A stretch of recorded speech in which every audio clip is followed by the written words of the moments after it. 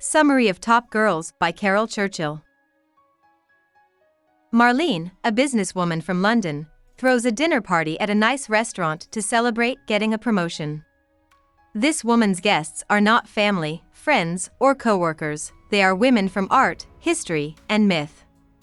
They include Isabella Bird, a 19th-century writer, explorer, and naturalist; Lady Nijo, a concubine who fell out of favor at court and became a wandering Buddhist nun; Gret, who is the subject of a painting by Peter Bruegel the Elder; Pope Joan, a woman who dressed as a man and became pope in the Middle Ages; and Patient Griselda, a character from the stories of Boccaccio and Chaucer who was a slave. As the dinner party goes on, the women eat too much, get very drunk, and talk over each other while telling stories from their often painful lives. There are a lot of similarities between the things the women talk about, like parenting, love, abuse, and sadness. It becomes clear that all of these women's pain comes from living their lives according to the rules of patriarchy, which is very violent. Every Monday after that, Marlene goes back to her job at the Top Girls employment agency to meet Janine. Janine wants to be put in a job that pays more and gives her more chances to move up. When Janine tells Marlene that she's saving money for a wedding, Marlene tells her not to tell potential jobs about her plans because she'll be too busy getting ready to be a wife and, allegedly, a mother. The story goes to Marlene's sister Joyce's garden, where Angie, Joyce's 16-year-old daughter, and Kit, Angie's 12-year-old friend, play in a makeshift shelter made from trash. The girls fight with each other and call each other names and insults. Angie says she wants to kill her mother. When the girls don't answer, Joyce tells them to stay in the fort and die. When Joyce goes back inside, Angie tells her that she is going to London soon to see her Aunt Marlene, who she thinks is her real mother. Joyce goes outside and tells the girls again to come inside. Joyce tells Angie she has to clean her room before she can go to the movie with Kit.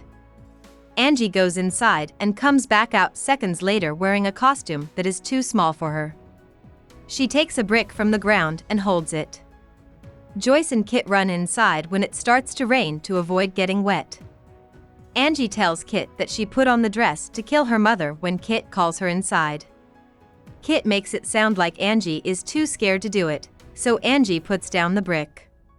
When we go back to the Top Girls employment agency, Win and Nell, two of Marlene's co-workers, talk about her recent raise. Howard Kidd, another well-known worker, was passed over for promotion in favor of Marlene. When Marlene gets to work, the girls make fun of her for coming in late since she's the boss, but they then praise her for her productivity. Win talks to a woman in her 40s named Louise who wants to quit the job she's had for 21 years to make her bosses feel bad about not noticing how hard she works and never promoting her. Angie comes back to the main office to see Marlene. Marlene is shocked to see Angie and asks if she's just stopping by for the day. Angie tells Marlene that she has come to London to stay with her for good. Angie gets angry when Marlene seems unsure about keeping her and asks if Marlene doesn't want her around. Marlene tells Angie she can stay as long as she wants, which makes Angie feel better. A woman walks into the office looking for Marlene. It's Howard's wife, Mrs. Kidd, and she's here to ask Marlene to give up the job so that Howard, who is very upset about being passed over, can take it.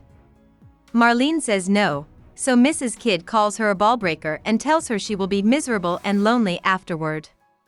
She then storms off in a huff. She tells Angie she has to go do something and then leaves Angie alone in her office. Nell talks to a young woman named Shona. During the interview, it becomes clear that Shona lies on her resume about everything and has never had a job in her life. Angie tells Win she wants to work at Top Girls, and Win says yes. Win talks about her long, exciting life with Angie until Angie falls asleep. Howard has died of a heart attack, Nell tells everyone in the main office. When Marlene comes back, Angie is already asleep. Marlene tells Win that Angie wants to work at the agency, but Win tells the other women that Angie is not going to make it. Marlene says that Angie will never be more than a grocery store bagger. The story moves to Joyce's house, which is a year ago. Joyce didn't know that Angie had invited Marlene to come over, but she did, and she brought lots of gifts for both Angie and Joyce. When Angie opens one of her packages, the costume from the first act is inside. She tells him she loves it and quickly goes to her room to put it on. Angie seems very happy that Marlene is there, but Joyce doesn't like having her sister around. Joyce and Marlene start drinking whiskey and meeting up. But Angie gets confused when Joyce and Marlene talk about memories they both have and quickly goes to bed. Joyce tells Marlene that she is afraid about Angie, who has been in special education classes for 2 years. Joyce and Marlene start talking about their mother, who lives nearby in a care home. Marlene says she went to see her earlier that day. This makes Joyce mad because Marlene left their city a long time ago and only comes back every 5 years or so on a whim. She doesn't play a real role in Joyce's life, their mother's life, or Angie's life. Marlene tries to explain why she chose to leave, but Joyce scolds her for leaving her daughter behind. Marlene says that Joyce was more than happy to take care of Angie as if she were her own after Marlene got pregnant without wanting to. But Joyce tells Marlene that Angie has been a bother. When Marlene gets upset, Joyce tries to make her feel better. Then the two women change the subject and talk about love.